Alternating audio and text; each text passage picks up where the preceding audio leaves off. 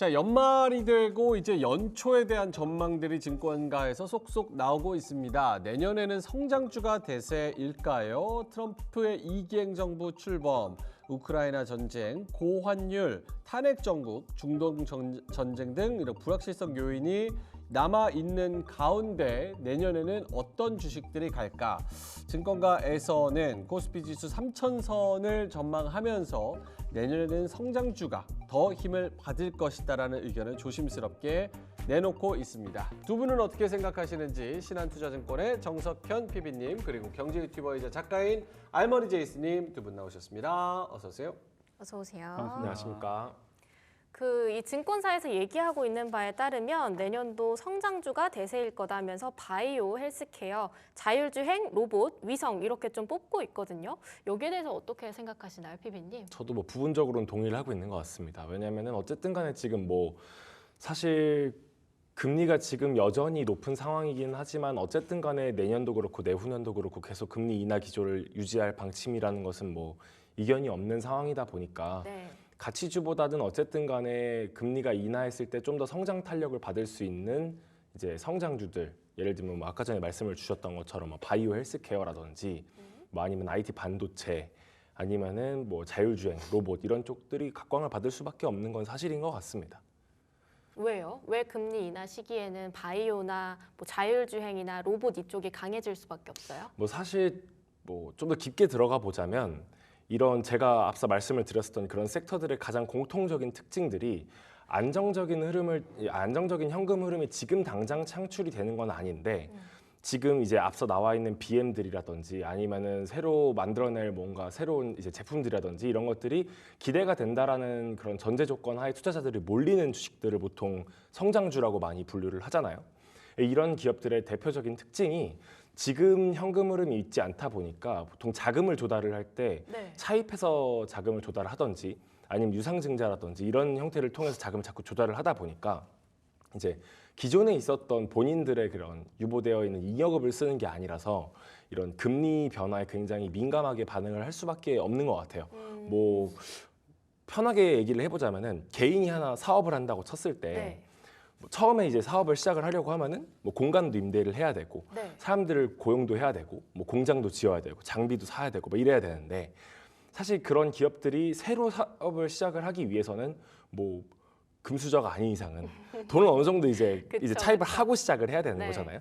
그러다 보니까 초기에 사업비가 많이 들어가는 이런 사업 특성상 아무래도 차입금리가 높아지고 있는 이런 고금리 기조에서는 아무래도 성장주가 민감하게 반응할 수밖에 없다라고 보시면 될 것 같습니다. 성장주가 초기에 들어가는 비용이 크다 보니까 금리에 예민할 수밖에 없다 이렇게 말씀 주셨는데 작가님 그러면 가치주는 좀 금리에 훨씬 더 덜 들썩이나요?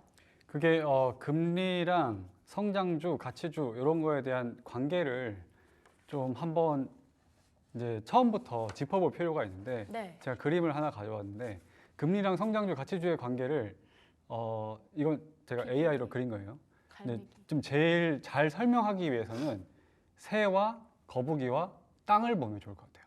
왜냐면 그러니까 보통 금리를 비유를 할 때 네. 중력에 비유를 하는 분들이 많아요. 그래서 금리는 중력이랑 같아서 성장이라는 어떤 그 날아오르려는 힘을 그러니까 금리가 커지면 중력이 세지면서 끌어내린다 이런 식으로 많이 표현을 하거든요. 그래서 이제 금리가 인하될수록 그 성장을 추구하는 기업들은 확실히 더 좋아지는 거고 그럼 가치주라는 건 뭐냐? 땅에서 걸어가고 있는 거북인데 그러니까 중력이라는 거에 큰 작용을 받지 않아요. 그냥 중력이 발붙이고 가고 있으니까요. 근데 간혹 가다가 이 금리 인상이라는 부분이 인플레이션을 비추는 거울이 되는 경우도 있거든요. 인플레이션이라고 보면은 이 보통 얘기하는 이제 유형 자산, 네. 인플레이션에 따라서 가치가 상승하는 자산을 많이 갖고 있는 기업들은 말하자면 오히려 이제 반사이익을 얻을 수도 있는 거죠. 그러니까 이거는 말하자면은 그러니까 금리가 세지는 거를 중력이 세지는 거라고 볼 수도 있지만 이 땅의 높이가 올라간다고 볼 수도 있어요. 그러니까 같은 고도를 날고 있는데 땅의 높이가 올라오면은 그 날아가고 있는 기업들은 불리해지는 부분이 있는 거죠. 네. 좀 이런 식으로 좀 이야기를 할 수 있을 것 같고 그 성장주와 가치주라는 이 논쟁이 굉장히 이제 좀 오랫동안 해먹은 논쟁이긴 한데 네. 저는 그렇게 해석하고 있습니다. 이게 논쟁이 된 이유는 전제가 잘못됐기 때문인 것 같아요. 그러니까 말하자면은 성장주, 가치주라고 보는 것보다는 모든 주식은 그러니까 영업이익이나 이익률이 성장을 할 때 주식이 올라요. 그거는 가치주고 성장주고 구분할 필요가 없습니다. 근데 주로 유형 자산, 뭐 장치라든지 토지라든지 이런 실물이 있는 자산을 가지고 돈을 버는 기업이랑 무형 자산, 뭐 기술력이나 뭐 인재의 능력 이런 것들을 가지고 이제 그 돈을 버는 기업들의 상대 강도 이런 거게 성장주와 가치주라는 어떤 그 표현으로 이제 누가 더 유리한지가 논쟁이 벌어지고 있는 것 같아요. 지금 그러면 저 거북이가 가치주, 그리고 위에 날아다니는 새가 성장주. 근데 금리가 어찌 네. 보면 땅이니까 땅의 높이가 높아지면 높아질수록 새와 거북이의 거리가 가까워지니까 그러한 관계로 좀 설명을 해주신 것 같네요. 네, 저는 이제 그런 식으로 좀 다르게 약간 꼬아서 비유를 한번 해봤습니다. 그리고 지금 말씀 주셨던 것처럼 뭐 논쟁이 크게 의미가 없다 이렇게 말씀 주셨는데 저희 준비된 자료를 보면 글로벌 주식시장 성장주와 가치주 사이클이 있어요. 이 사이클을 봤을 때 가치주가 막 높을 때는 또 성장주가 아래에 있고 성장주가 높을 때는 또 가치주가 아래에 있고 이런 것 때문에 주식시장에서는 투자 전략할 때 논쟁이 있을 수밖에 없는 것 같은데요. 실제로 미국 시장에서도 이런 비슷한 논란이 있나요? 논란이라기보다는 분명히 구분은 하고 있죠. 사실 뭐 그거는 미국 시장이라고 해서 가치주, 성장주를 구분하지 않는 건 아니고 당연히 구분은 존재하고는 있습니다.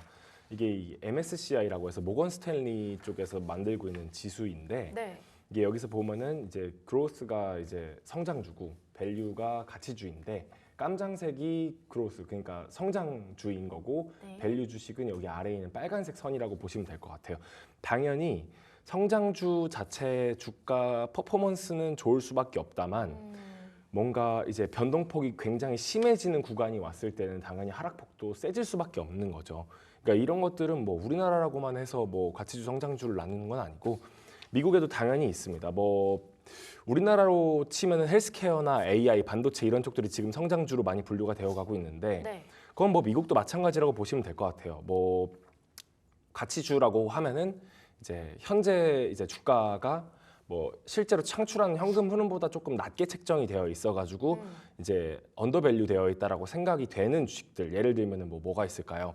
안정적인 현금 흐름을 뽑아내고 있는 뭐 자동차라든지 아니면 통신주라든지 네. 아니면 정유사라든지 이런 회사들이 보통 일반적으로 가치주로 분류가 된다고 보면 될 것 같고 성장주는 우리나라랑 마찬가지로 이제 헬스케어랑 AI, 바이오 이쪽이라고 생각하시면 될 것 같아요.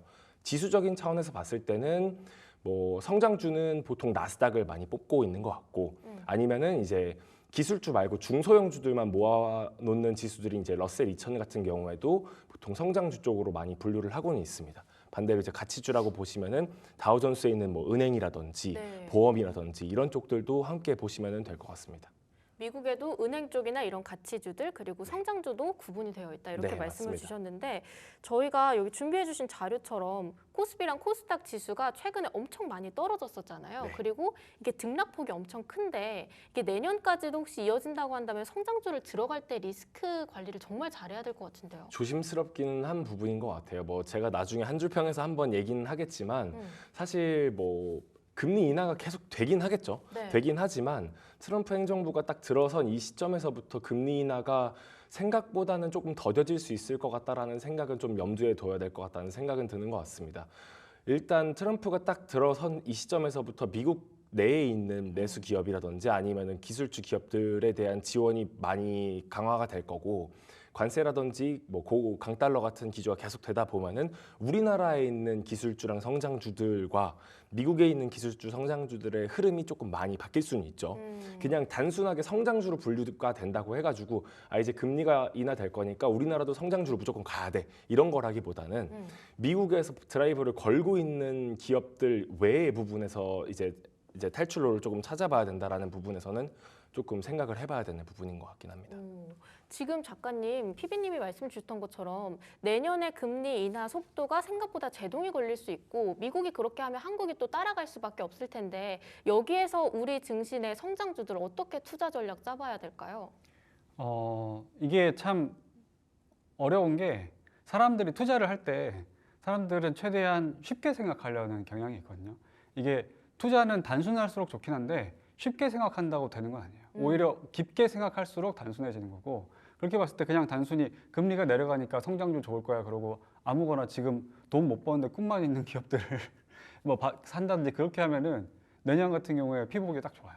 그렇기 때문에 결국엔 그 성장주를 보는 게 아니라 성장이 뭔지에부터 그 생각을 해봐야 되거든요. 좋아요. 그러니까 그 성장이라는 게 결국에는 매출액의 성장일 수도 있고 뭐 영업이익률의 개선일 수도 있고 다양한 방식의 성장이 드러나는데 그런 부분에서 이제 실제로 올해보다 내년이 더 좋아지는 섹터인지 올해보다 내년이 더 좋아지는 기업인지 그걸 봐야 돼요. 그래서 그 역발상으로 투자를 하는 분들은 올해에 어닝 쇼크 나왔던 것부터 쫙 깔아놓고 내년 농사를 찾는 분들도 있거든요. 그러니까 내년에 올해보다 좋아질 것들을 찾아야 되기 때문에 그런 부분에서 성장주를 찾으려면은 뭐 매출액이라든지 아니면 뭐 그런 그 흔히 이야기한 성장주나 약간 꿈의 기업이라고 하는 뭐 인공위성이라든지 이런 기술 기업들도 잘 보면은 수주 잔고가 올라가는 기업들이 있거든요. 그런 식으로 뭔가 조금이라도 확인할 수 있는 이제 실체가 있는 그런 성장을 찾아야지 제대로 된 성장주를 찾을 수 있다. 그게 좀 중요할 것 같습니다. 네. 내년 실적이 기대되는 종목들 위주로 봐야 된다. 뭐 이런 식으로 말씀을 해주신 것 같은데 네이버가 내년 실적 전망이 굉장히 좋다고 많이 들었습니다. 그리고 최근에 그만큼 외국인들이 많이 끌어담기도 했었고요. 네이버랑 카카오가 이 코로나19 이후에 너무 많이 주가가 떨어지면서 성장주 타이틀이 위협받는다. 이런 얘기들 많이 나왔더라고요. 앞으로 좀 네이버와 카카오 다시 성장주 타이틀 거머쥘 수 있을까요? 사실 저도 이건 좀 의견이 되게 분분한 것 같아요. 어쨌든 간에 뭐 결론적으로 그냥 두 가지식으로 얘기하자면 성장주는 맞죠.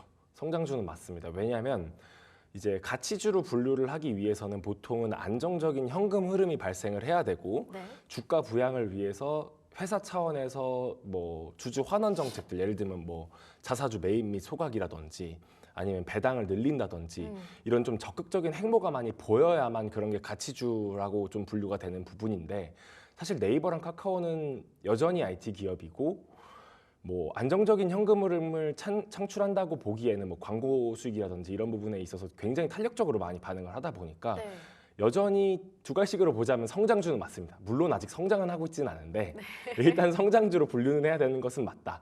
지금 뭐 제가 가져온 뭐 주가 추이를 좀 보시면은 아시겠지만 이 네이버랑 카카오가 굉장히 주가가 안 좋다가 요 근래 조금 네이버는 많이 올라오고 있어요. 이게 사실 뭐 많이 이제 재무제표를 까보면은 어느 정도 좀 취약한 부분이 보이기는 합니다. 뭐 네이버 같은 경우에는 여러 가지 사업부를 가지고 있는데 뭐 네이버 클라우드 같은 경우는 영업 손실이 계속 나오고 있기 때문에 이제 현금으로 많이 깎아버리고 있다라는 그런 부분에 있어서는 조금 위크 포인트가 있고 카카오 같은 경우에는 자회사 실적 자체가 부진하기 때문에 모회사의 그 연결적인 부분에 있어서도 여전히 조금 위태위태한 부분은 좀 있는 것 같기는 해요. 다만 앞으로 이제 내년에 보여줄 흐름들이 어떻게 될지에 따라서 조금 달라지는 부분이라고 저는 생각을 하고 있는데 이제 네이버 같은 경우를 조금 많이 먼저 보시면은 그래도 조금 카카오랑 다르게는 살 길을 찾아가고 있는 것 같다는 생각이 들고 있어요. 최근에 이제 네이버가 좀 뜨고 있는 사업 부분 중에 하나가 이제 쇼폼 쪽이었던 네이버 클립이라고 보시면 되는데 이 쇼폼이라는 게 그냥 단순하게 뭐 오락거리로서 많이 보고 그냥 시청만 한다고 해서 뭐 그런 거 자체가 수익으로 많이 연결이 되지는 않아요. 유튜브처럼 그냥 보는 과정에서 이제 광고가 나오고 뭐 이런 게 아니다 보니까 다만 네이버 같은 경우에는 쇼폼을 많이 활용을 하게 되면은 지금 카카오가 라이브 커머스를 많이 하고 있는 것처럼 이런 부분에서의 매출액 성장을 충분히 기대해 볼 수 있다라는 게 좀 보여주고 있는데 이 네이버의 쇼폼이랑 카카오의 쇼폼의 그런 누적의 그런 시청률 자체가 많이 달라지고 있어요. 여기 보시면은 이제 광고 매출 성장률이 네이버는 이제 25년도 들어서면서 점점 많이 오르고 있는데 카카오 광고 같은 경우에는 이제 갑자기 확 꺾이고 있는 그 구간이 많이 보이고 있죠. 이런 부분들을 조금 조심해서 보면은 사실은 지금 당장의 실적이 막 많이 어닝 서프라이즈가 났다 이런 거라기보다는 내년도랑 내후년도의 현금 흐름을 좀 기대해 볼 만하다라는 점에서 네이버가 좀 매력적인 투자처로 보이는 게 아닌가 이런 생각이 좀 들고 있는 것 같습니다. 네, 확실히 연말을 앞두고 있다 보니까 배당도 배당인데 뭔가 내년 실적이 확실히 기대되는 종목들이 더 많이 다뤄지는 것 같긴 해요. 카카오는 아직까지 여전히 좀 그런 실적 부진의 여파에서 벗어나지 못하고 있다 이렇게 안타까운 말씀 해주셨는데 그래도 작가님 이번에 주주환원 관련해서도 좀 나름대로 적극적인 모습들 보여주려고 하지 않았나요? 네네. 그거를 이제 카카오가 이제 주주 환원책을 네. 발표를 했는데 그거를 그냥 이제 그래요. 주주 환원책이 나왔다. 그럼 바로 주가가 오른 게 아니라 그 주주 환원책이 주주에게 어떤 환원을 하느냐를 사실 잘 따져봐야 되거든요. 네. 근데 지금 이제 저도 이제 그 공시랑 그런 것도 보면서 확인을 해봤는데 그 보통은 주주 환원책에서 뭐 단기 순이익의 뭐 30%뭐 이런 식으로 기업들이 이제 공시를 많이 하는데 카카오 같은 경우에는 잉여 현금 흐름의 이제 그 20%에서 35% 사이라고 얘기를 했고요. 그리고 거기서 이제 뭐 그 부채 상환이라든지 그런 추가적인 비용은 제외를 한 부분입니다. 그래서 그 계산을 해봤어요. 네. 작년 같은 경우에 잉여 현금 흐름이 6천억이었어요. 보통 7천억에서 뭐 6천억 요 정도 사이인데 보수적으로 6천억이다 그러면은 거기에다가 이제 그 추가적으로 들어가는 부채 상환이나 이런 것들을 제외하고 그냥 그런 것들을 빼고 곱하기 이제 최고의 시나리오 0.35로 했을 때 지금 시가총액이랑 비교를 해보면은 주주 환원이 한 1.1%예요. 그럼 이제 비용 같은 거 제외하고 나면은 1%도 안 된다는 거예요. 그러니까 이거를 디테일을 따져보면은 뭔가 발표는 했는데 이게 투자자들에게 임팩트를 줄 수 있을까? 그건 저는 약간 의문입니다. 그리고 사실 네이버나 카카오나 이 흔히 이야기하는 성장주라고 하기에는 실적이 굉장히 많이 꺾인 상황이잖아요. 네. 근데 그거를 이제 일반적인 투자자들이 이제 그런 부분에서 헷갈릴 수가 있는데 아까 제가 말씀드린 무형 자산으로 돈을 버는 구조인지 유형 자산으로 돈을 버는 구조인지 그걸 가지고 성장주와 가치주를 이제 묶어서 생각해 보면은 네이버나 카카오는 무형 자산 가지고 돈을 버는 기업들인 거예요. 근데 그렇게 봤을 때 이게 이제 내년에 이 무형 자산이 어떤 식으로 실력 발휘를 해줄 수 있을지 그걸 봐야 됩니다. 근데 지금 네이버나 카카오 주가를 보면은 그 2021년에 이제 피크를 치고 그 뒤로 거의 지금 한 3년 동안 흘러내리고 있어요. 네. 그냥 차트 월봉 차트 보면 되게 재밌습니다. 진짜 약간 못생긴 쌍둥이처럼 닮았어요. 근데 이제 참. 그 끄트머리에서 최근 한 두세 달 사이에 꼬리가 살짝 올라오고 있는데 네. 네이버가 올라오는 속도와 카카오가 올라오는 속도가 다릅니다. 달라요. 근데 그 부분에서 네이버 같은 경우에는 최근에 AI라든지 쇼폼이라든지 이런 뭔가를 보여주고 있었고 네. 카카오 같은 경우에는 그런 보여주고 있는 부분이 아직은 약했다. 이제 그런 게 이제 그 두 기업의 주가의 상승의 차이인 것 같기도 하거든요. 그래서 계속해서 반복하지만 내년에 그런 뭔가 실력 발휘를 할 것인지 실적이 성장될 것인지 그 부분에 따라서 진짜 성장주인지 그냥 무형 자산으로 돈만 버는 주식인지 그게 구분이 가능할 거라고 생각합니다. 저도 조금 첨언을 한번 해보자면은 네. 사실 주주 환원책을 저도 한번 들여다봤었었는데 일단 뭐 2026년도까지 잉여 현금 흐름에 이제 뭐 20%에서 35%까지는 주주 환원책에 쓰겠다. 네. 뭐 배당 같은 경우에도 최소 7% 이상은 보장을 하기 위해서 노력을 해보겠다라고 말씀은 하셨는데 네. 거기에 단서를 하나 달았던 게 굉장히 킬링 포인트였던 것 같아요. 단서요? 일단 자회사들이 지금 성장하기 위해서 현금 흐름을 많이 써야 되는 상황이다 보니까 연결 기준이 아니라 모회사 기준으로만 배당을 하겠다라고 얘기를 했는데 사실 카카오가 지금 가장 문제가 되고 있는 것 중에 하나가 분할 상장인데 가장 대표적으로 돈을 뽑아내고 있는 카카오페이, 카카오게임즈 뭐 이런 애들이 다 자회사로 분류가 되어 있는데 자회사를 빼고 모회사만 주주 환원에다가 쓴다? 그 발표를 했었을 때 그게 과연 매력적이었으면 네. 오늘 주가가 그러지 않았겠죠. 네. 저는 그렇게 생각을 해요. 저는 네. 솔직히 말하면 네이버랑 똑같은 행보를 했었어야 했다고 생각을 합니다. 지금 성장이 꺾였을 때 성장주가 보여줘야 되는 건 주주 환원이 아니라 뭘 해야 되는지를 명확하게 보여줘야 되는 시점이라고 저는 생각을 하거든요. 근데 그건 네이버는 보여줬었어요.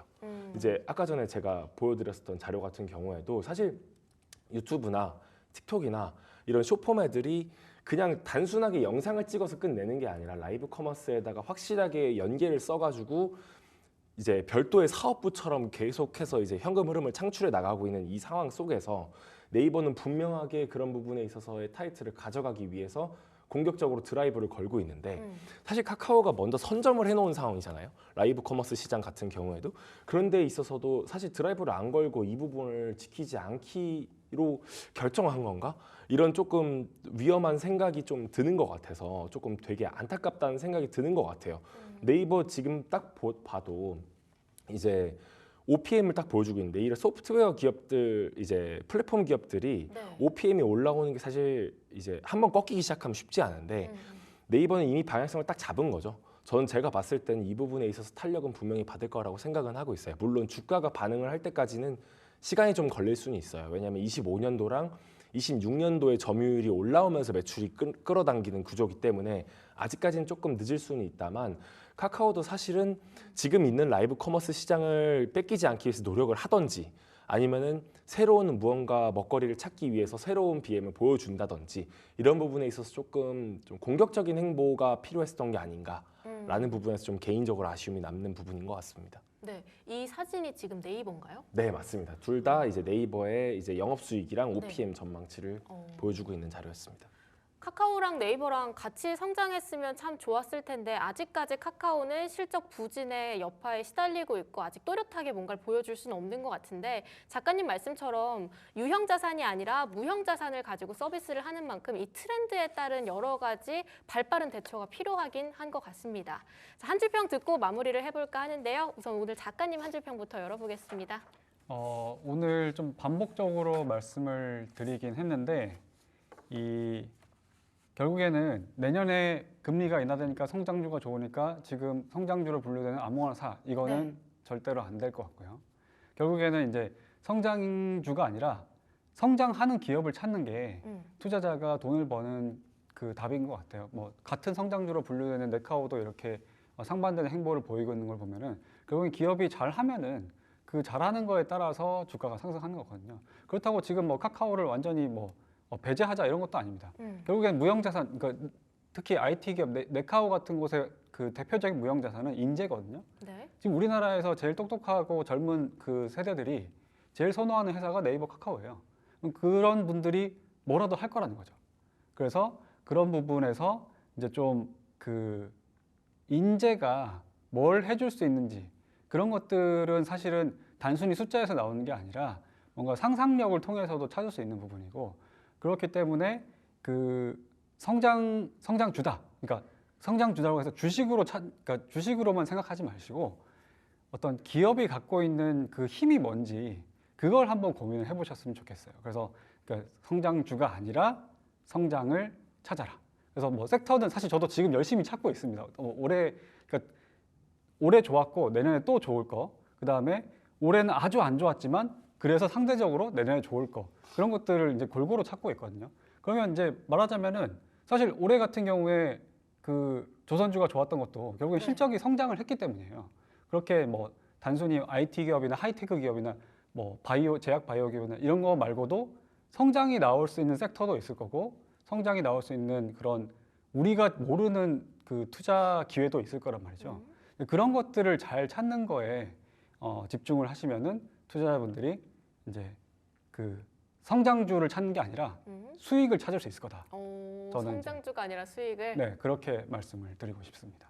네, 이 성장주도 그냥 다 성장주라고 해서 내년에 대세라고 하니까 지켜봐야지 이게 아니라 말씀 주셨던 수주라든지 실적, 영업이익 그간은 어땠었고 앞으로는 어떠할까 이런 전망에 대해서 잘 짚어보는 게 필요하다 말씀 주셨고요. 피비님은 오늘 어떤 한 줄 평 준비하셨나요? 뭐 제가 준비한 한 줄 평은 이제 울퉁불퉁하더라도 걸어가야 할 길이라고 정리를 해봤는데 네. 이제 아까 전에 제가 보여드리지 못했었던 자료 중에 하나였는데 이게 제가 제목으로 적었을 때 OPM 턴어라운드가 이루어지는 중이라고 말씀은 드렸어요. 근데 앞서도 말씀드렸지만 매출이 실질적으로 찍혀 나오면서 점유율이 확장되는 시기는 사실 25년도가 아니라 26년도, 27년도 그 위에 딴의 문제인 거거든요. 그럼 사실 지금 봤을 때 그나마 인터넷 업종 중에서 조금 봐야 될 부분들은 당연히 네이버는 맞지만 아직 당장 들어가기엔 조금 위험한 감이 없지 않아 있다고 생각은 해요. 그 부분이 저는 좀 울퉁불퉁한 길이라고 저는 생각을 했는데 아까 전에 그 딱 방송 시작할 때 명앵커님께서 한번 언급을 주셨던 조선이라든지 방산이라든지 지금 실질적으로 수주 잔고가 올라와가지고 계속해서 매출이 찍히고 있는 애들 있잖아요. 이런 애들 또는 AI 사이클이 다시 한번 돌아오면서 반도체 업종이 이제 조금씩 탄력을 받아가고 있는 이 상황에서는 사실 인터넷보다는 아직까지는 그래도 실질적으로 찍히고 있는 부분들을 조금 더 눈여겨봐야 되는 건 사실인 것 같고, 그러다 보니까 지금 이제 최근 증권사에서 이제 ETF 투자 전략이나 이런 것들을 가져오는 자료만 봤어도 뭐 삼성이라든지 미래라든지 다 보여주고 있는 애들이 완전 가치주 쪽 같은 이제 은행이라든지 배당주 쪽을 많이 가져오거나 아니면 아예 미래 같은 경우는 방산이나 우주항공 쪽 이런 쪽을 좀 많이 가져오기는 했어요. 네. 이렇게만 봤어도 사실 인터넷 업종보다는 조금 더 각광받고 있는 업종들이 아직은 이쪽 전단 쪽에 머물러 있다라는 걸 좀 볼 수 있을 것 같아서 지금 뭐 제가 봤을 때는 카카오에 비해서는 네이버가 좀 더 괜찮은 업종 기업인 건 맞지만 네. 아직까지는 조금은 시간을 두고 봐야 되는 것 같다고 생각을 하기 때문에 적어도 뭐 내년 상반기까지 돌아오는 뭐 조선 방산의 흐름이라든지 이런 부분들은 조금 더 누리시면서 좀 더 차분하게 들어가 보는 게 어떨까 싶어서 이렇게 한 줄 평을 한번 적어봤습니다. 네, 그럼 두 분이 어느 정도 공통적인 얘기를 해주시는 것 같아서요. 네. 라스트 밸런스 게임으로 작가님, 네. 조선 방산 vs 네이버, 조선 네. 방산 내년. 저는 사실 네. PB님이 생각한 그대로 제가 제 투자 시나리오를 잡고 있거든요. 아, 저도 이제 그 조선주 투자자 중에 한 명이기 때문에 네, 약간 이제 그 보유자 편향이 있을 수 있습니다. 근데 이제 지금 수익을 내고 있어요. 근데 이거를 전량 매도하기에는 너무 아쉬워요. 왜냐하면 말 그대로 지금 그러니까 올해 장이 특히 안 좋았던 이유가 실제로 돈을 이전보다 더 잘 벌고 있는 기업들이 별로 없었거든요. 네, 근데 이제 그 와중에 조선이 사실은 적자를 보다가 턴어라운드를 하면서 이제 성장의 초입으로 진입을 했고, 그러다 보니까 이 성장의 초입이 앞으로 좀 굉장히 길게 이어질 수가 있기 때문에 그걸 지금 제가 뭐 수익 좀 냈다고 해서 바로 팔고 다른 거를 사기가 좀 네. 뭐라 그러지? 뒷머리가 서늘하게 나오는 네. 네. 뭐 아까운 부분도 있고 사실은 잘 안 보여요. 지금 샀을 때 나중에 굉장히 좋은 수익이 날 거라는 기회가 아직은 잘 안 보이기 때문에 갖고 있는 수익을 끌고 갔다가 그 다음에 봐야 되는데, 오늘 피비님 말씀하시는 거 보니까 네이버 괜찮은 것 같아요. 제가 너무 설득을 했나요? 네, 제가 좀 설득당했습니다. 네. 그래서 제가 좀 쉽게 설득당하거든요. 네. 그래서 네이버도 내년에 어떤 잠재적인 후보로 한번 봐야겠다라는 생각이 드네요. 네. 마지막으로 피비님도 조선, 방산, 네이버 딱 이렇게 해서 봤을 때는요?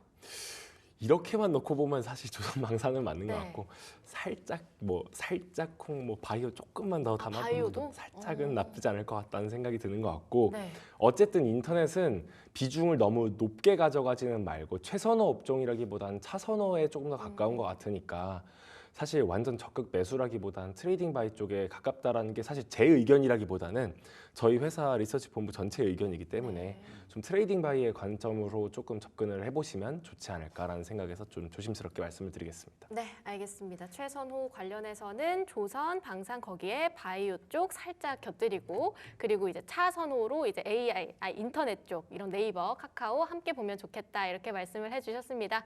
두 분과는 여기서 인사드릴까 하는데요. 알머리 제이슨 경제 유튜버이자 작가님, 그리고 정석현 신한투자증권 PB님과 함께했습니다. 두 분 말씀 감사합니다.